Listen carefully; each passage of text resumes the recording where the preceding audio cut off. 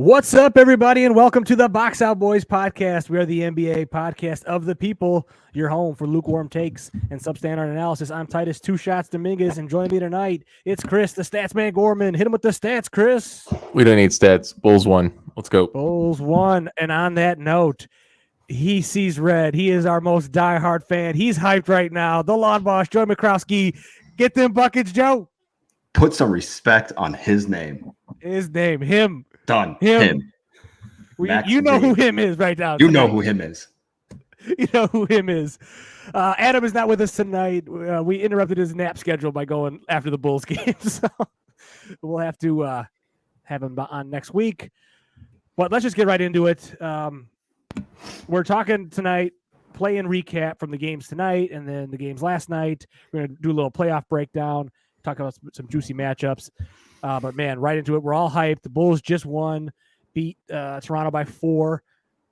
Crazy comeback, down 19. Joey, let's just go to you, man. Give us your thoughts. What's going on? The emotions. What's happening right now? There was a lot going on. I'm really warm. My ears are hot. Everything is uncomfortable about me. I was down and out. I'll tell you, man, halftime of that game, I was down and out. Like they didn't have the energy. Raptors were draining threes left and right. It just didn't look right. And that, buzzer beater at halftime from Fred VanVleet was kind of like, okay, this is one of those nights, right? Like this is just the way it's going to go. And Pascal was on pace for like 40. Yeah, honestly, I think the best thing that happened was DeMar getting frustrated, right? Like he came off the floor, Billy took him off, and Zach, I think finally said, hey, shots aren't falling for us. They had great looks in that first half, right? Like to be down what they were, it didn't feel right based on how the shots they were getting. And for him to turn on going downhill the way he did was just, that's what we've always been asking for. And we talked about this at the beginning of the season, and Zach did not look strong finishing at the rim. And tonight was not that, right? He looked strong. He was seeking contact, but fighting through it. And also like I've ripped on Patrick Williams a lot this season, but man, his defense in that second half was fantastic. Caruso just absolutely locked it down. And Bev came in. I mean, he was quiet most of that game, but some of those rebounds at the end of the game were just absolutely clutch. He did what he does, hit the big three. Yeah. I mean, biggest takeaway though, Zach, like this is what we've been asking for from him for seasons, right? I mean, like he gives you this is the glimpse of what he needs to give you night in, night out. He needs to be the clutch guy, the closer, the killer instinct, and he had it all going tonight, and it was working from all parts of the floor. And man, what a game! I'm stoked. I'm so happy. I don't care if they win another game. That was. I feel. You know what? I get Patrick Beverley last season standing up and acting like he won the champ. Like I get it now, right? I feel that right now. I feel like that was everything I had hoped for. I'm just happy. I'll feel like that if they get into the playoffs. That'll be my moment of like, all right, because to me this feels like it was a great win, but it also feels like a little bit like, hey, we got one more. We're not done yet, so let's not rest on our laurels now. But Chris, kind of talk on what Joey was saying. I mean, Levine showed up tonight at that third quarter in particular, where he took over. He had like 17 points, but with like DeMar on the bench, and he kind of took over with Caruso and the paw there, just kind of being defensive stoppers. What were your thoughts on the game? Levine did everything Anthony Edwards did not do yesterday, and it was nice to see a playmaker, two guard, deliver in a key moment, and actually like be trusted if he's going to put up the shot. Like you think it's going to go in, as what we saw from Levine tonight. DeMar, he played fine, but he wasn't as like I know you guys have been annoyed with DeMar all season with how he kind of like takes over the game too much. Like he's more of a isolation guy, ball hog.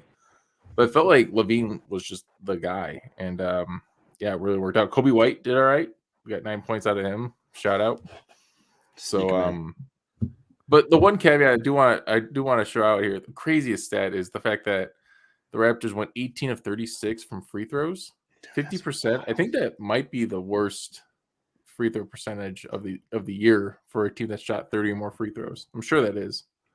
That was, I don't know. They were giving credit to DeMar's daughter there on the broadcast for just her blood-curdling screams during the free throws. I don't know if you guys were catching that. All right, not going to lie. For the first half, I thought they were pumping in like a raptor sound.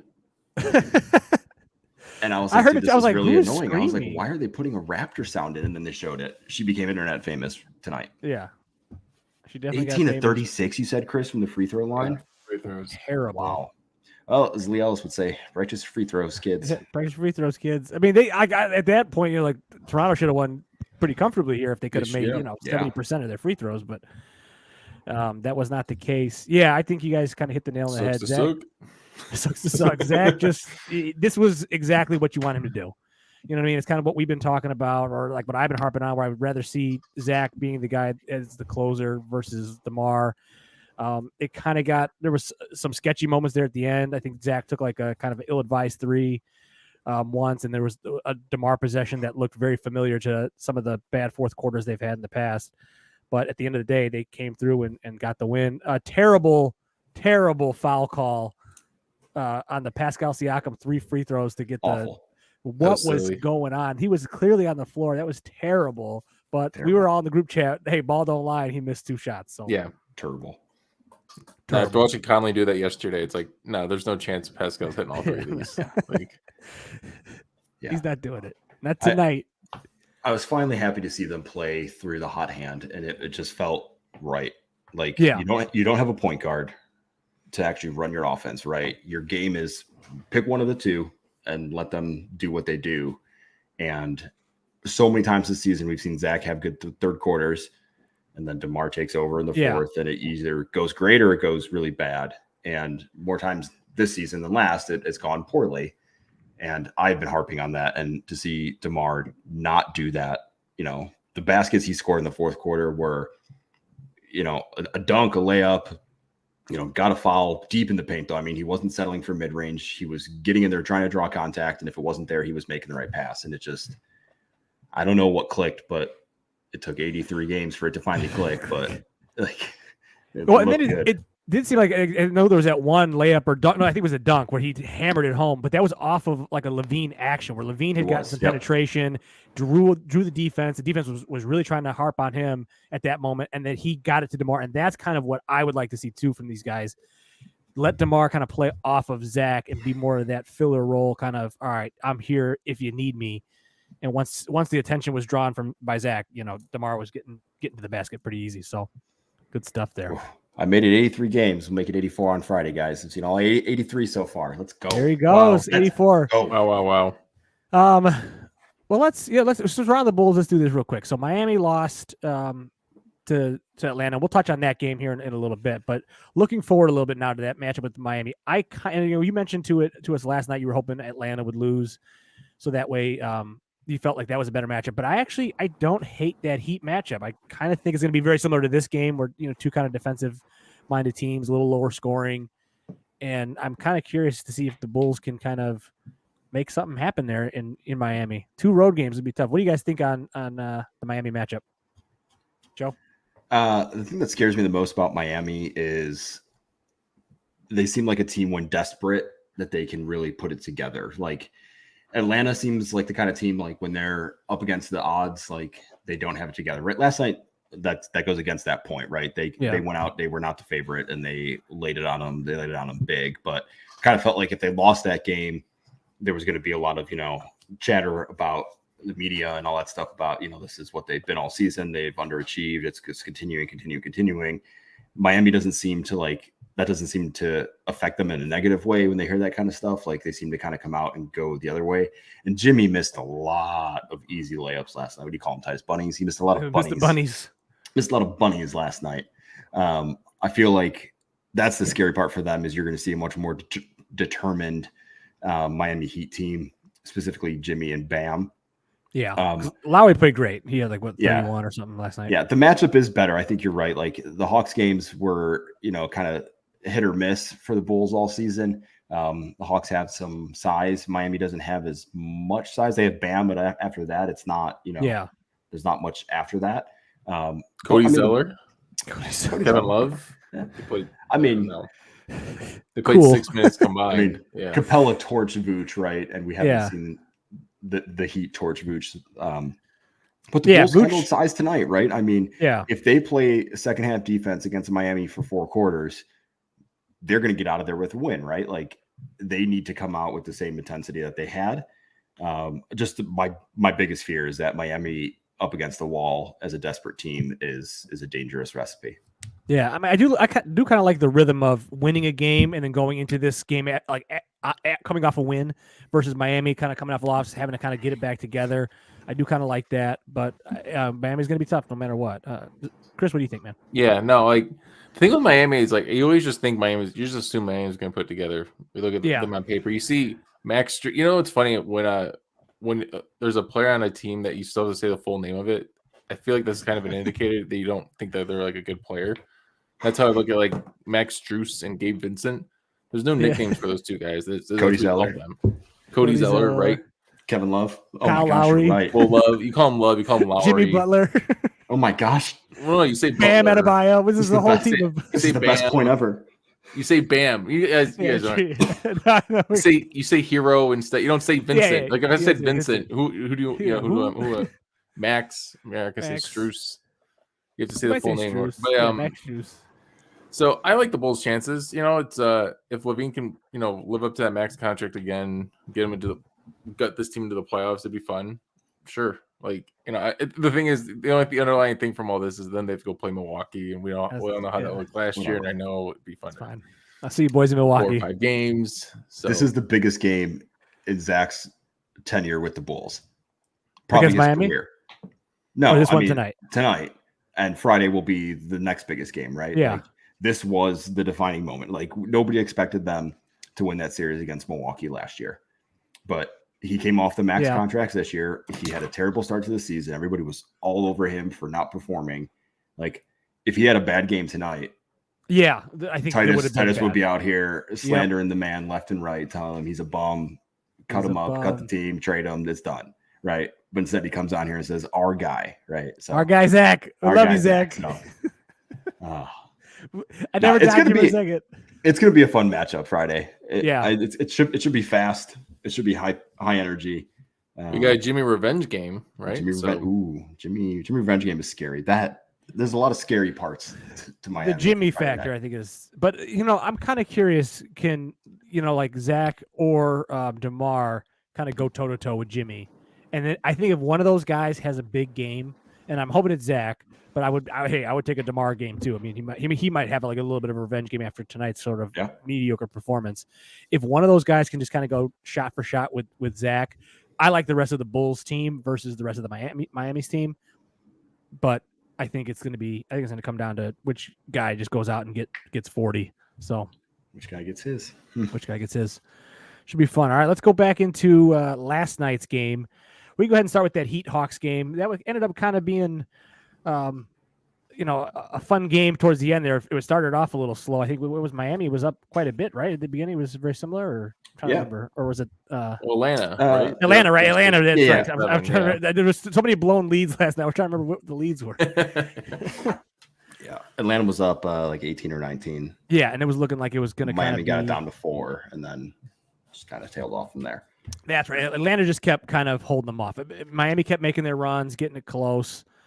But Trae Young and DeJounte Murray did their stuff there. So how do you guys feel about that game? And then kind of Atlanta's chances going forward up against Boston. Chris, you got anything? I remember Atlanta, was it 2 years ago they were in the Eastern Conference Finals in that following season? Correct, yeah. And going into the next season, Trae Young mentioned like it's kind of boring. Yeah. It's like, dude, you barely made it to the finals. You were lucky to be in these conference finals, and then of course they are who they are right now. We'll talk. I think we'll get into more about the Celtics Hawks series, but like I mean, it was a great win for the Hawks. I think they really needed this. I think it was better for them to win this game than to just drive out into the sunset, losing this game, like everyone thought they would. Sadiq Bey got 17 points. The guy, he's a perfect sniper off the bench with Bogdanovic as well. This team on paper looks fantastic. It's just they never really put together. So it's good to actually see them actually deliver. Yeah, because this did feel like one of the games that people were kind of writing off. It was like, all right, this should be an easy Miami win, and it kind of was. I think Atlanta might have surprised them a little bit. I don't know if Miami just wasn't focused or something or what, but they just came out a little sluggish. And then, Atlanta was just able to kind of hold them off. Joey, what do you think, man? Yeah, I think one thing we're overlooking in this too is the Hawks have a new coach, right? Quinn Snyder. Yeah. So, a little bit of, gamesmanship, a little bit of different approach to the game than they've had in the past. And like you said, Trey and DeJounte they did their thing, and Miami had that game in their grasp, right? They got it to within 4. And at that point it was like, all right, this is where Atlanta crumbles. You see the veteran team comes through and makes it happen. And it didn't. And Jimmy did miss a lot of layups. I don't have the numbers. I'm sure you go, but I mean, there were a lot of missed, they were contested, contact and paint, but like, those are not shots that you're used to seeing him miss. He usually makes those, and he's getting and ones, and that's how he gets his points. But yeah, I think that was Miami or Atlanta a little bit kind of shedding some of that criticism off their backs. I mean, I don't know if that gives me any like confidence for them against the Celtics. I think the Celtics are a significantly different and better team than Miami, obviously. So I wouldn't expect Atlanta to succeed in their next matchup. But I mean, hey, it's a win-one game, and you're safe, and that's all you got to do. And they went out and they absolutely did it. Yeah, I think with you guys, good win for them. I expect a pretty quick series against Boston, though. And we'll get into that as we move forward. So that was kind of the first game of the night, sort of ho-hum. I don't think none of us really locked into that game. I think we were all kind of just watching it because it was the first game up, but I don't know if we were invested in that one. But the later game, I know we were all kind of focused in on Lakers, Timberwolves. Timberwolves had a little bit of a meltdown there. They were up, like 19 or 20 at some point, too? I'm trying to remember the Probably. Yeah, Chris looks like he's just like still in I think they have here. the most blown leads of 15 or more in the season. That's that was their 19th one. That was their 19th blown lead this year with 15 or more. So yeah, let's just go to you, Chris. Thoughts on this game in general? At the end there, it kind of seemed like nobody really wanted to win that. AD had the brain fart of all brain farts. Like, what was happening there? But Karl-Anthony Towns couldn't get around Austin Reeves. Reeves was able to guard him at the top of the key. It's just like, what's going on here? What happened to the Wolves in the fourth quarter, man? They just disappeared. That was what they had, like 6 or 9 points. There was no offense. They had like 9 points at 11. They had 12 points. They had 12 points. 12 points. But everything that Edwards was putting up was a brick. Cat got into foul trouble, so he had to come out. Yeah. And when he's out, there's just nothing. Nickeil Alexander-Walker did all right. Coming off the bench there. Jordan McLaughlin was non-existent in his 10 minutes, 0 for 5 from the field. So it's I've been out in Minnesota for 4 years now, and I've developed a fandom for this team more than any of the others because this team's actually anyways. But like I've realized how hard it is to be a Minnesota sports fan. It is a grueling process, especially going from the last game of the season when Gobert punches Kyle Anderson and being out. Jaden McDaniels punching his hand. No one's even talking about the fact that Jaden McDaniels broke his hand because he punched a wall. Yeah. Like he thought it was plastic, but it was concrete. It's brutal because the frustrating thing is they could have easily won this game. It's clear that they would have won this game over LA. LA is so thin. They have LeBron James and Anthony Davis, and then Austin Reeves, Schroeder, and Rui Hachimura are getting them points. Russell and Vanderbilt, who were on Minnesota last year, could not do anything. So I don't know what this means for LA. We'll get into that when we'll get into that, playing the Grizzlies. But man, it was just a frustrating game. Yeah, I mean, I could see as a Minnesota fan too. It felt really weird to like. I was watching that fourth quarter. I kind of felt like Minnesota was in control. For the first 3 quarters, it was very similar to tonight's game with the Toronto, where it just didn't seem like it was going their way. And then all of a sudden, just something unlocked. I think it was the foul trouble with Cat, and AD started cooking, and LeBron was moving the ball around and getting guys open shots, and somehow just the Lakers just found themselves, in a win. It was kind of surprising. Joey, what did you think of that game, man? Oh, the one stat I wanted to point out is there were 17 free throws given to the Lakers in the second half compared to the 3 that the Timberwolves got, and the 3 came at the very end with Conley. Yeah. So I don't know. Who knows? It's rhythm of the game, but also it's a little NBA sus. Conspiracy. A little sus. Joey, what was your thoughts, man? Yeah, I think Anthony Edwards clearly chose the worst game to have his worst game, right? Like of all the times he chose to go 4 of whatever it was, it just didn't need to be last night. I mean, if he plays, 75% of what he did all season, that's a win wrapped up, no question. And that's just, I mean, you got to feel like, 3 quarters through that game without Rudy, we've got this lead. Everything's going our way. We're keeping LeBron at bay. Like everything's going great. And and having a bad game. Right. Ant's having a bad game. Like we're still Rudy's in the not lead. here. We lost Naz Reid. Like, and we're still in this game. And for it to just fall apart, like, yeah, I mean, I guess give credit to Los Angeles for staying with it and keeping it close. I guess that's what you would expect from a LeBron-led team. But you got to have some concerns about their game, Minnesota's next game here. Like that has just got to take the absolute wind out of your sails. Like that's got to be just the absolute. Well, Gobert's going to be back, right? That's the savior of the team. Yeah, if that's the savior, I mean, hopefully so for them. But I mean, that's just got to be a kick in the nuts, right? Like we had the Lakers on the ropes. And all we needed to do was score, 2 more points in the fourth quarter. Like they didn't need to do a lot. They didn't do much more. And LA tried to give him the game with AD. Right. LA gives him the game. It's just it's a tough one. But I mean, same way for Los Angeles as it was for Atlanta. Like them winning that game doesn't make you feel much more confident in them going forward. Like you're not like, oh, okay, cool. They won this game like that. That's a good sign for them. Like Chris said, they're thin. If you're crossing your fingers that one out of your next 4 guys has a game, and that's what it's going to take to win. Like that's not a recipe for success. We're getting an Austin Reeves 40-point game in this series, right? Cool, right? And then they'll win one game, and then they'll lose the next 3 in a row. Like that's. Oh, I see. Yeah. Okay. Well, that's we could kind of spin this forward to into the next matchups. We don't know yet who Minnesota is going to play. That game's going on right now with Pelicans and the Thunder, but LA goes into Memphis. I know people are saying they have AD and LeBron. I don't really think the Lakers are going to do much at all. I think that should be a quick series with Memphis. AD is playing out of his head for sure. But, you guys know I'm the biggest LeBron fan, but he's not that LeBron anymore either. That was the one thing I took away from this game. I mean, he played great. I think, what did he have, 30-something points? He had 30, yeah. He got his numbers, but he's just not – he just doesn't dominate the game, and he doesn't do things defensively in particular that he used to do, 5-6 years ago that I think that you could look at the team as potentially making a run to the conference finals or something like that. But I think Memphis is going to have an answer for them. I would have been more interested in a Minnesota Memphis rematch, from last year. That would have been fun. Yeah. But I think the Lakers aren't really going to do too much, but we'll see. How about Minnesota?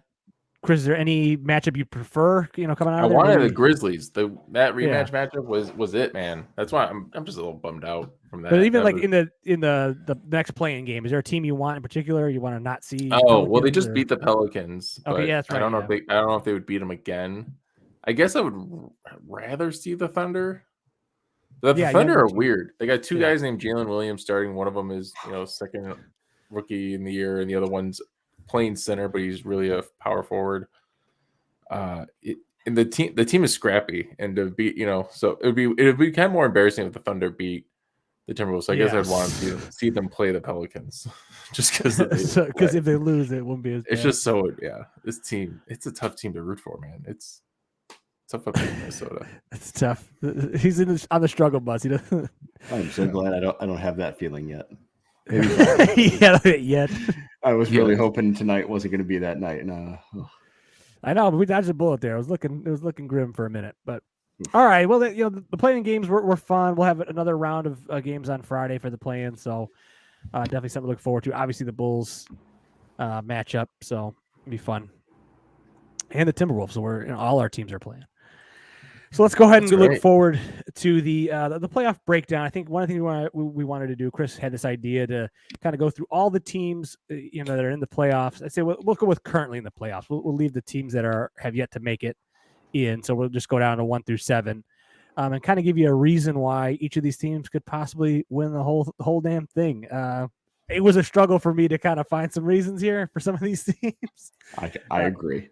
Particularly the Eastern Conference. The Eastern Conference playoffs don't start to the second round, in my opinion. So let's go ahead and start. We just want to start East or West? Let's go East. Let's go East. All right. Roll the dice. Roll the dice. Where are we starting? Top or bottom? Top. Let's start with the easy ones. Let's start with the easy ones. Let's get the easy ones. All right. We'll start with the Bucks. The Milwaukee Bucks, the number 1 overall seed in the Eastern Conference. What do you guys think, man? Joey, we'll give you this one here. One word, Giannis. Yeah. I mean, the reason they can win it all, Giannis. We've seen what he can do. There's not really a team outside of maybe the hated 76ers that can actually D up against Giannis. Everybody else in his way is just going to become what he's made pretty much everybody become, right? If he puts his head down and wants to do it, it's going to happen. There's nothing you can do to stop it. So if he's on a mission, which I would assume he would be, especially with all the recent interviews coming out about how he's talking about the MVP and that kind of everything, like you hear him talk and he seems like a very focused, very competitive and slightly feeling a bit slighted, kind of angry guy right now. And I could see, obviously, I don't think he's going to win the MVP. I could see that driving a very large performance from him throughout this playoffs. So, yeah, I mean, their supporting cast is good. Obviously, the best team in the NBA this season. But at the end of the day, it all comes down to Giannis.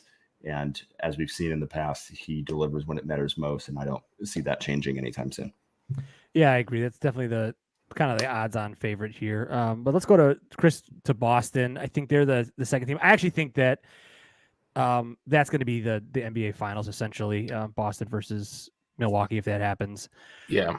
But what do you think about Boston as far as, should they maybe be considered the favorite? Boston should be the favorite. They have the highest net rating, 6.7 in the league. Jason Tatum, they've been there before. They were there last year, and I feel like we kind of just forgot about them because Danilo Gallinari got hurt. Obviously, their coach was a D-bag, so now they got this young guy who's been doing all right for them. So, and Jaylen Brown's playing with a chip on his shoulder. He's been talking about like his max contract extension thing, and what more does he need to do? You guys, we talk about this podcast actually too. So, the Boston Celtics are honestly probably the best team and probably the best team to bet on to win the whole thing, just because they've been there before. They have the guys that can do it, and they have the highest net rating. That's it. Yeah, I am in with your court here. I think that they are the. If it wasn't for Giannis, and the Milwaukee Bucks, I would consider them the favorite. I kind of want to pick them. We finally do our official picks. I think we'll probably do that next week or something once we get all the matchups lined up. But I think if Middleton plays, he's kind of this X factor. Yeah, it's like he's kind of back, but I don't know. If Milwaukee's healthy, they're going to be really hard to beat. But and I think they have the best player in Giannis. Versus Tatum, who's obviously played it, even at a borderline MVP kind of level this season. But I'm kind of curious about that. All right, Joey, let's go to Philly, man. What do you think is their kind of reason for that they could maybe come in and sneak up? Could they beat Boston? That's a good matchup there. Yeah, I mean, outside of Giannis in the East, they have the best player in the conference. And I think there's a very good argument you can make that he is potentially better than Giannis. So, with all that being said, they have, they probably underachieved this season, I think, based on kind of what you expected. Being a 3 seed is not really underachieving. I think, I think obviously with Harden and Embiid, there was expectations for them to be even better, but they seem to have flown kind of sneakily under the radar outside of the Embiid for MVP conversation. There hasn't been a lot of chatter about the 76ers. They started off the season really bad, and there was a lot of chatter then about how, it wasn't all going to work for them, and this is what happens with the 76ers and Doc Rivers and all this stuff. But, Embiid is going to have to deliver at some point in time in the playoffs, and it's been I don't know how many years he's been there, but it's been a lot, and he's yet to do it. And I feel like this is maybe the time that it happens, right? He's got Harden for the entire season. The pieces that are around him seem to be fitting better than they ever have. Tobias Harris, obviously our favorite all-you-can-have-him player under the huge contract, but he's in a role now where, like, you could talk about his contract being overpaid, but he's in a role where he doesn't have to meet that contract, right? And he's doing things that actually fit what you need from someone in that role.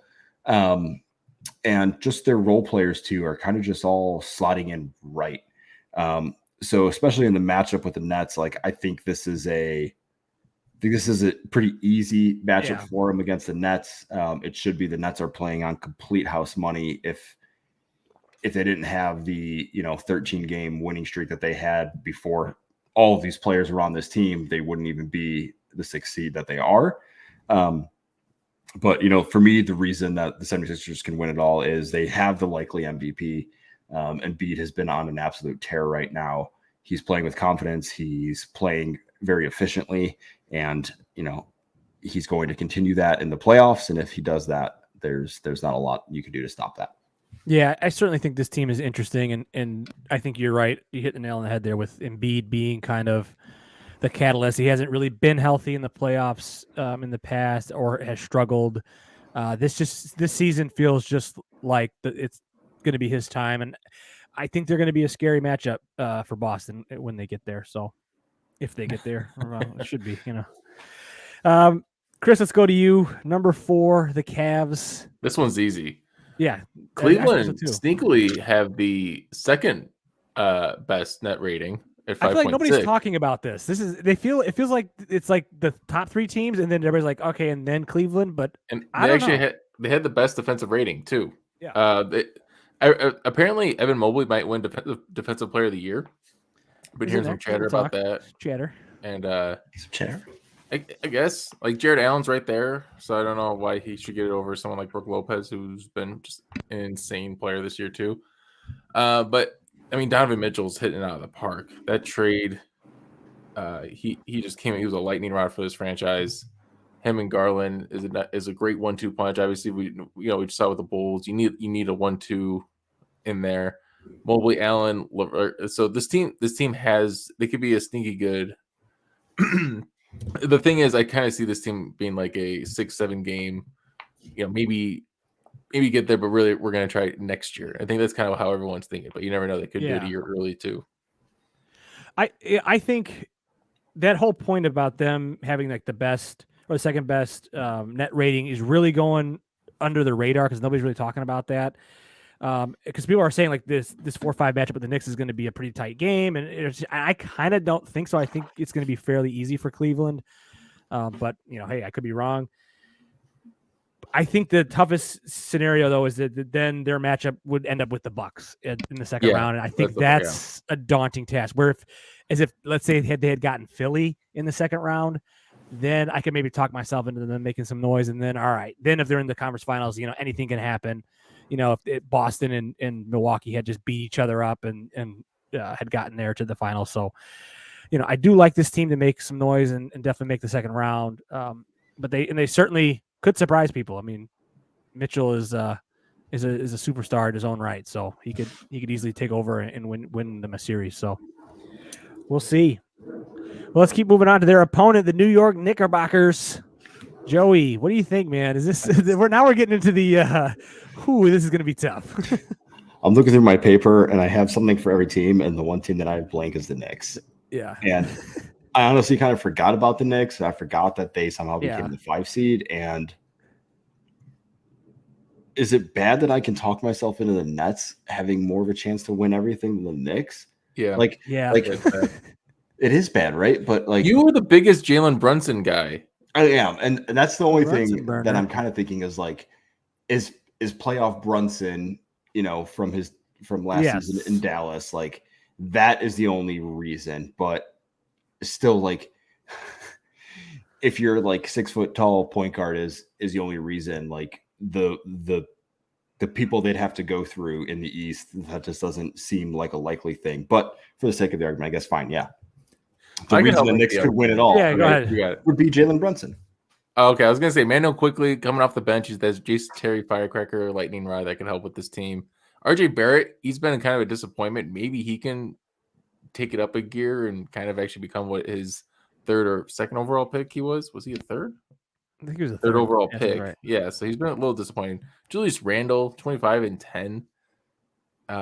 He's a guy. He felt he's a guy, and yeah, that's kind of it though. Mitchell Robinson will be popping. I don't know, man. Like a lot would have to break right for this team. Like you need the 2 6-foot tall guys and quickly and Brunson to kind of score 30 each a game to. It's a lot of maybes. Yeah.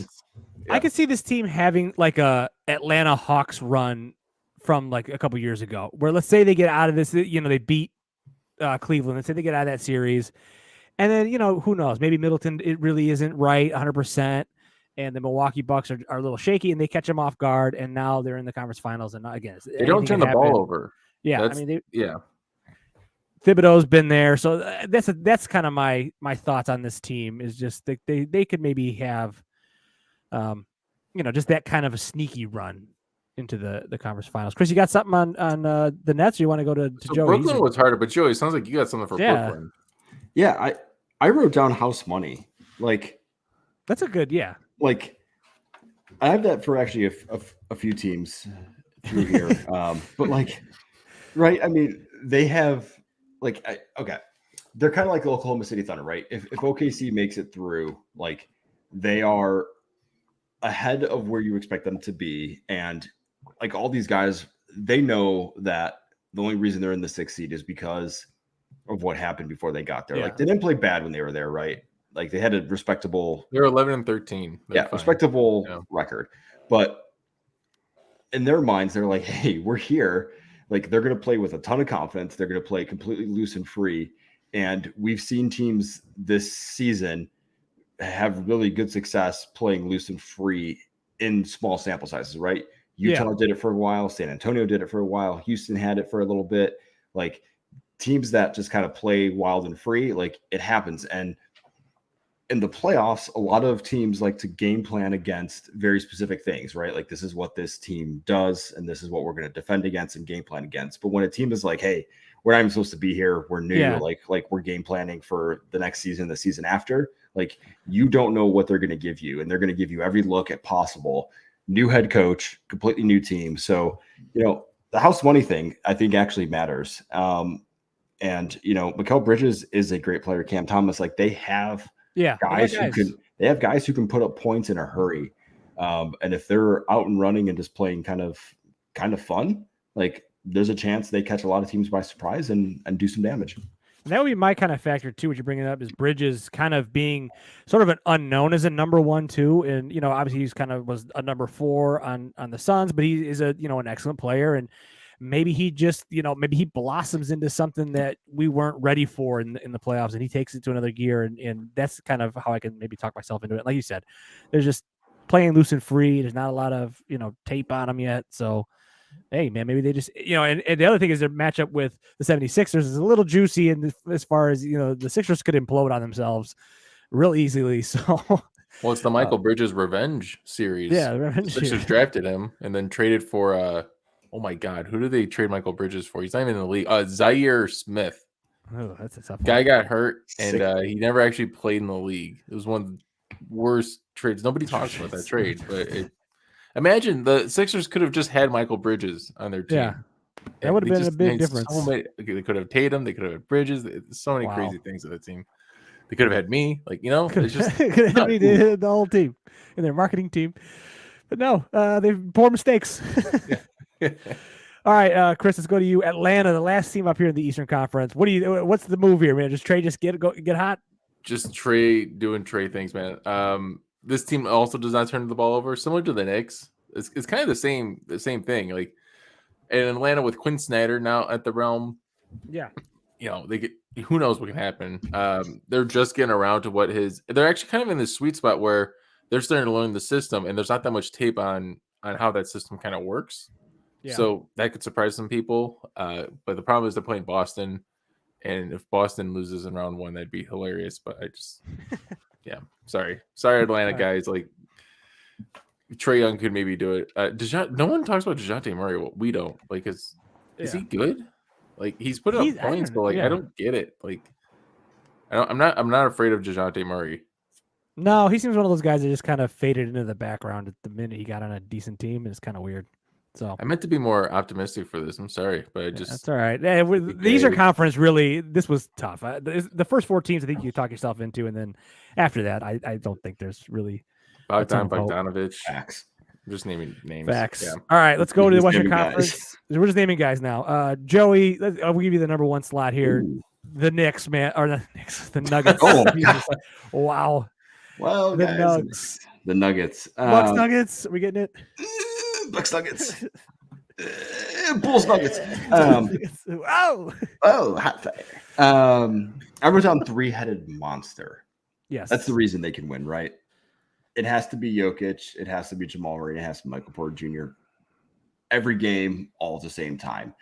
And my biggest fear with Denver from the beginning of the season was if they don't have all 3 going, it's easy to game plan against their one true weapon, right? Which is Jokic.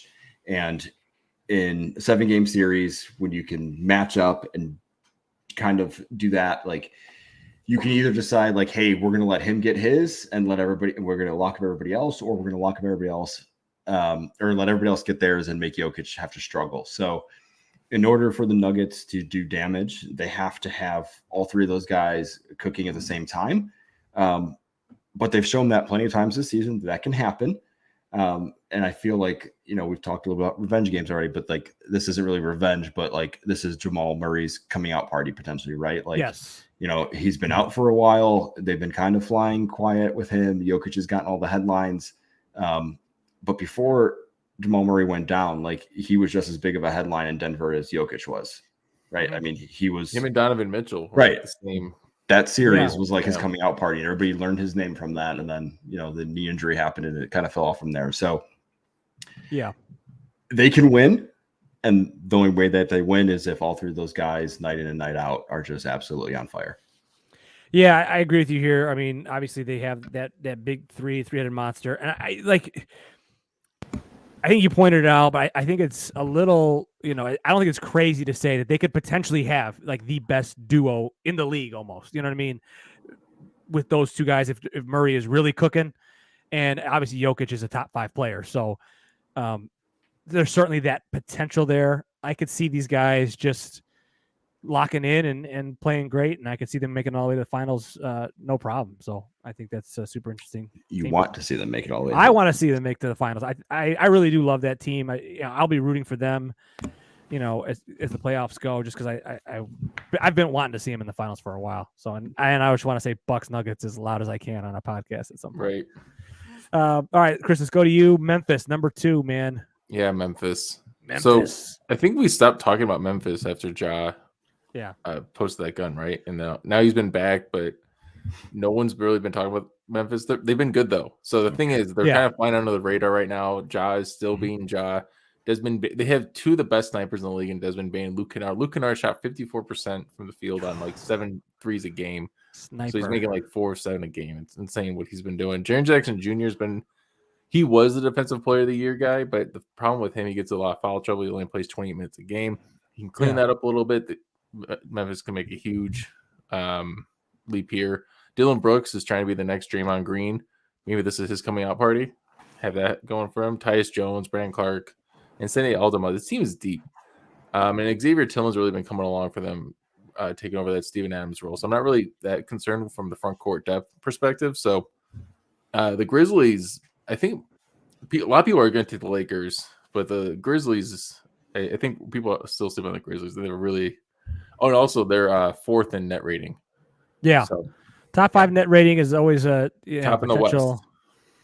You gotta basically be in the top 10 in net rating to even have a chance to win it, and then top 5 is usually where the winners come out of. I agree with you. I think this team is a little bit under the radar right now, which is pretty wild because they were kind of like the it team, early in the season, and all the stuff with Ja and everything that happened. And I think they have an easy matchup here against LA. I don't think it'll be too much trouble for them. So it should be interesting. So we'll see. I think they can make a deep run. All right, Joey, let's keep it moving here. Number 3, the Kings. Light that beam, baby. Tell me, how can they do this, man? Well, they've got Captain Clutch, right? They've got De'Aaron Fox, who's been the best clutch player so far this season. In the playoffs, a lot of games are close. A lot of games come down to those clutch time minutes, close games, final 5 minutes of the fourth quarter, and they've had the best guy this season to do it. So the way that they win everything is if De'Aaron Fox continues to play the way that he does, and everybody comes along for the ride. I think the biggest kind of weak point maybe is going to be Sabonis. It's what you're going to get out of him. He's had a great season. He's been great. He led the league in rebounds this season. But you're going to need more than just rebounds from him in the playoffs. You can't just rely all on De'Aaron Fox. You have to be in those close games to actually have a chance to win them. And I feel like as long as they keep it close, they've got a chance. Defense has been shaky so far this season, but the offense has been unreal. But we all know in the playoffs, it comes down to defense. But that being said, they're a new team to it. I mean, I'll say it again, house money, right? Like, this is their first kind of shot. Like, nobody will be devastated and upset if they get blitzed out here in the first round. They'll be back next year and they'll be really happy about it. But if they want to make a run, it's going to be because of De'Aaron Fox. Yeah, no, I kind of agree with you, man. I think De'Aaron Fox is their guy. Obviously, they could just outscore people. I think the one thing I would point out too is that they have maybe like the softest side of that bracket, which is kind of interesting considering they're going up against the defending champs. But it's early right now. The Warriors might not be in shape right with Wiggins coming back and Gary Payton the second coming back. They might not be ready to go like they could be in round 2 or round 3, and then you get past that series where you have home court advantage. I mean, you're getting either Memphis or the Lakers. So, and I don't think either one of those teams is particularly scary. I mean, they're certainly beatable. So that certainly makes for an interesting path to the finals, and then to only have to play one of either the Nuggets, Clippers, and the Suns. You know what I mean? That makes a huge deal versus having to play kind of 2 of those teams to get there. Chris, let's go to number 4. Number 4, the Suns. What do you think? It's the easiest one. You don't need to say any advanced stats on it because Kevin Durant's only played 8 games with this team so far, and they've won all 8 of those games. Never lost. They've never lost. The problem is it's about to have a possible 20. So I don't know what to think with this team with that. But they got Booker, Durant, Ayton, Chris Paul. Yep. What more do you need? Terrence Ross even on this team. He's been hitting some buckets. So Campaign, Shamet. The team's championship ready. You don't want to run into this team if they get out of the first round. Because that means they have it together. Yes. So.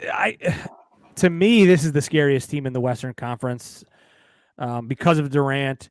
They snuck into that top 10, in net rating there at number 9. But I think that they're going to play better than that. So they're certainly going to be a team that you do not want to face. I mean, the Nuggets could potentially get them in the second round. That's a tough matchup. So good luck to anybody who gets the Suns. But let's go to their matchup in the first round. The Clippers, number 5. I mean, Paul George might miss his first round series, I think is the word, but they still got Kawhi. Joey, what do you think, man? Yeah, I struggle with this one a little bit. With Paul George potentially being out, it was a bit of a struggle to find something positive. But what I ended up kind of going with was coaching.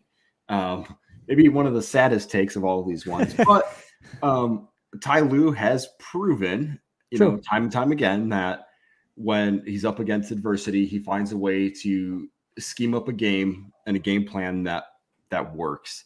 The Clippers do have some pieces. They do match up maybe kind of okay with Phoenix. Yeah. Kawhi on Durant isn't, that's not your worst case outcome. The only bad thing is if Kawhi has to work so hard on defense, is that does he have enough to give you on offense without Paul George there to help as well? But I think if you're going to look at one positive thing in the Western Conference, like you may say that Ty Lue is probably one of the best coaches in the Western Conference right now. And the Clippers, for where they started and the injuries that they've gone through, and Kawhi in and out as much as he was, like they probably overachieved versus what we kind of picked them to be when we started this season. So they do have some championship pedigree in them in Kawhi. They've got finals MVP pedigree in them in Kawhi. Not a lot of teams have that. So between their coaching and Kawhi, that's what it's going to take to make it happen. Yeah, they certainly have the guys to get you there. I mean, if they had Paul George in this series, I think this Sun series would be very interesting because then you got a guy that could D up both Booker and KD, especially in the clutch. I think it's going to be a little bit tough, but if anybody could kind of just drag a team there, it's Kawhi, man. He does stuff. So what a bummer, man. This is the fourth season. Yeah, this Kawhi and Paul George. I don't think we've ever had both of them healthy at the same time in the playoffs. It's crazy. It's crazy, man. Another what if team. Yeah. So we got hey, maybe a fairly easy one here. Number 6, Chris, for you, the Warriors, defending champs. The defending champs. Did they just turn it on here? What happens? What's more to say? Yeah, just turn it on. Clay hit 300 plus threes this year. Yep. Curry hit 280 or whatever. They hit threes. Wiggins is coming back.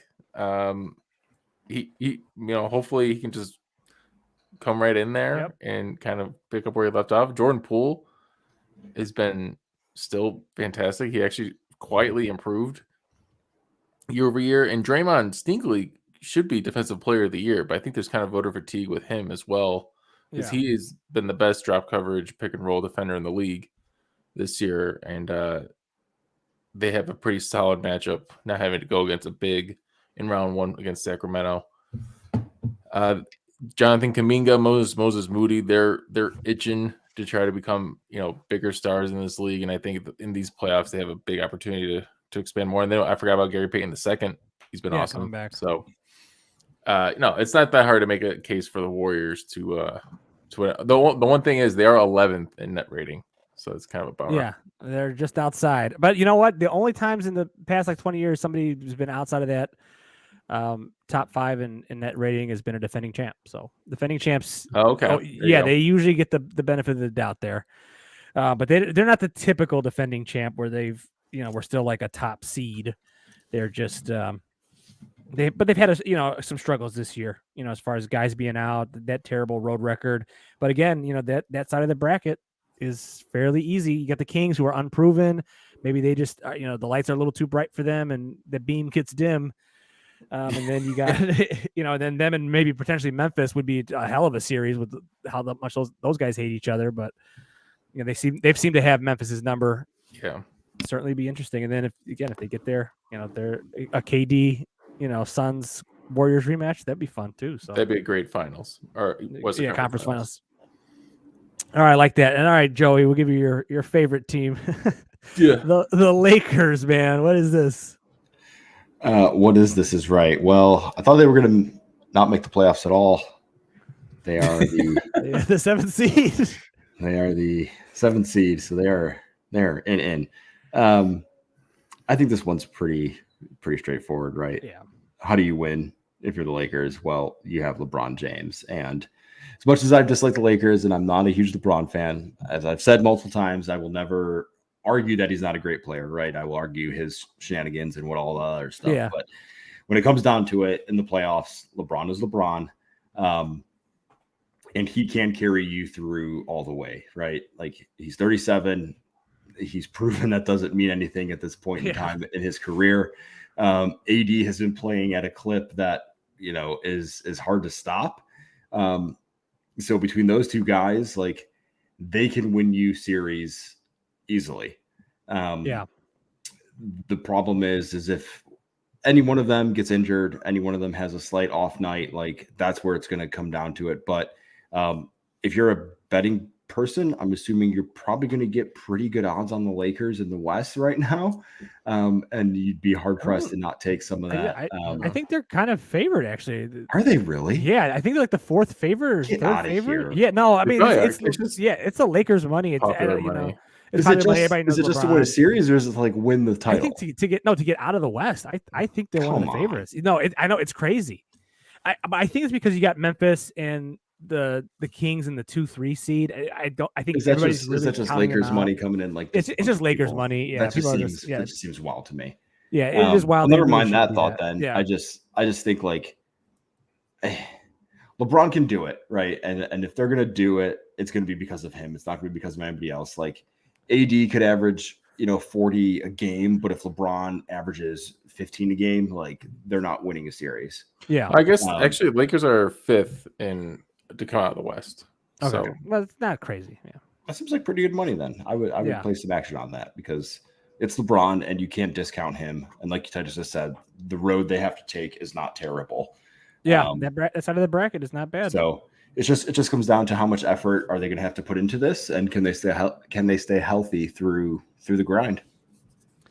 Yeah, I think the health is going to be the biggest issue, and then can LeBron kind of recapture some of that magic? Yeah, he is sort of fading a little bit in my eyes. Not crazy though, not certainly not crazy. And then with AD playing the way he's playing, if those two guys are on, they're certainly good enough to get you to the finals and maybe win you another chip. So definitely a fun exercise to do. I think the West has a little more juice to it than the East, but a little bit more wide open.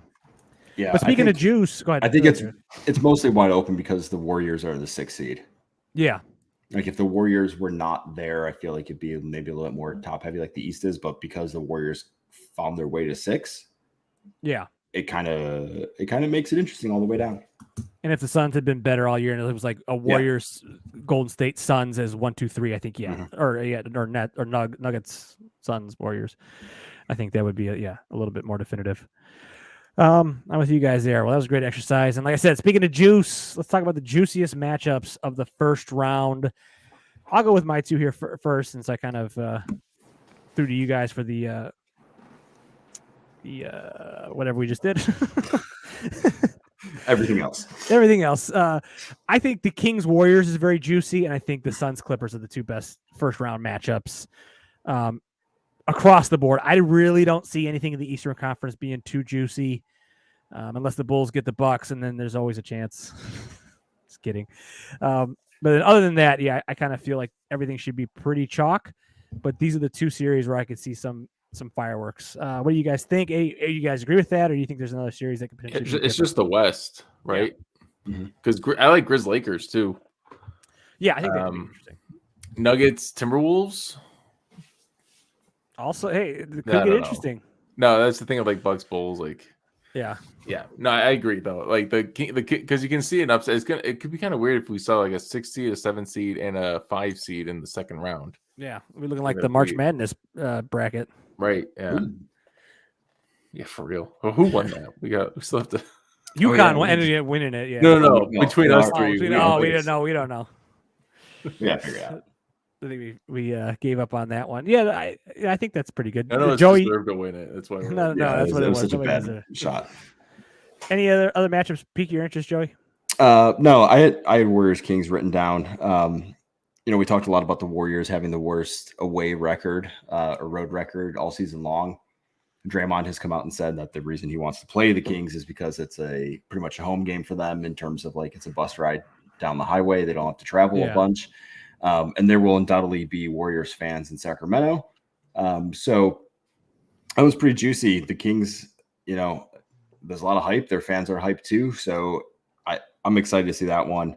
It's the most expensive playoff ticket, first round playoff ticket of all time. I think it's $851 to get in the door. Whoa! And it'll be packed for every game, no question. Yeah. Well, you got Warriors, defending champs, and then you got the Kings who hadn't been there in 16 years, where everybody's probably jacked in the city of Sacramento. Yeah. So yeah.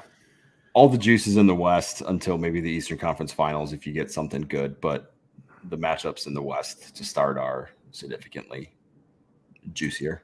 I agree with you guys. All right, let me ask you a question here, and then we can kind of wrap it up. Who are you guys rooting for in that series? I'm kind of feel like I'm rooting for the Kings. I don't know why. I love the Warriors, but just part of me wants, like, I kind of feel bad that they got that matchup, the defending champs. I think it's a little bit of a heavy lift, for your first playoff series in 16 years. But so I think I find myself kind of with a soft spot for them. But are you guys rooting for them? Or are you guys really kind of rooting for the Warriors? I'm definitely rooting for the Kings. Just from everyone likes that David Goliath thing, right? You want that David to win. But I'll let Joey answer this. But I'm curious, who do you want out of the Suns Clippers? That's the one where I'm like, I don't want either of these teams. Yeah. Me personally, is going to be the Suns. I like the Suns. The Clippers, I really don't care for. Okay, yeah, I like the Suns. Joe? Yeah, I kind of want the Warriors to win, and I don't know why. Because like I can't. Warriors is kind of is looming, right? That's I can't like pinpoint one thing that I can really like about the Warriors, but I like Steph as much as he annoys me sometimes when you like playing when you're playing against him. He's like the most annoying person in the world after LeBron. Yeah. But then, like watching him play, it's like it's such a high or it's such a low, and it can happen so fast for him, and like it's just exciting to watch. I don't know, like I don't think that the Kings are going to give anybody trouble if they do get past the Warriors. So like, if the Warriors get out of this, like they're still going to give some trouble to everybody. And like, I kind of like that they're playing villain now. You know, they've kind of become this like villainous team, and maybe not amongst fans, but against like the other teams and the players. So I kind of enjoy that. Suns Clippers though, yeah, that's tough. I think the Suns, because like I kind of want the argument about Durant to like end. And I feel like if he goes there and it's like, hey, like this team has been to the finals before, they've had great seasons and they haven't been able to cap it. Yeah. But now that he's here, he does it. It's like, okay, this is like maybe finally we can stop having this conversation about Kevin Durant and just like we can just agree that he is what he is and he's amazing and he's great and they'll lose. Yeah, in the second round. Well, if they lose, I mean, either way, right? You might kind of put a stamp or a bow on the argument, and I can see that. I kind of want it to go the other way though, because I don't know. I do like Durant. I still do like Durant. I know he's had his moments there, but I do like him, and I'm kind of with you, Joy. There, I would like to see him sort of get that monkey off his back and kind of win another championship, especially if he had to go through Golden State. That would be kind of interesting for sure. But yeah, I think that's where I lean on those series. Well, boys, you ready to call it for tonight? It's been a late one. Yeah, I'm ready. I'm going to be up for like another 2 hours, but yeah. Are you watching the game again, or just? I might watch the game again. Up. I might just watch the game again. He's pumped. I might go wave the flag around the front yard. Yeah, let's take his pants off, wave the flag. I did change all the lights outside to red though halftime, so I did some mojo, guys. I did it. Wow. It was all you. Well, we're gonna need you. We're gonna need you Friday night because we got one more to win here, nice. And then we can. I will rub the gnome. Rub the gnome. Then we can have a Box Out Boys meet up in Milwaukee, unless we want to do it in Chicago. We'll see. All right, boys. Well, that is it for us tonight. Join us next week to talk more NBA basketball. We'll have the full playoff picture. We'll have some actual playoff games in the books by next week, so we'll give you a full breakdown. Maybe we'll give you our predictions going forward. I think we've kind of more or less said them, but we'll talk more NBA basketball. It could change next week. Hey, somebody drops a game. Nothing's in stone yet, so Lakers go get one right away in Memphis. It gets weird.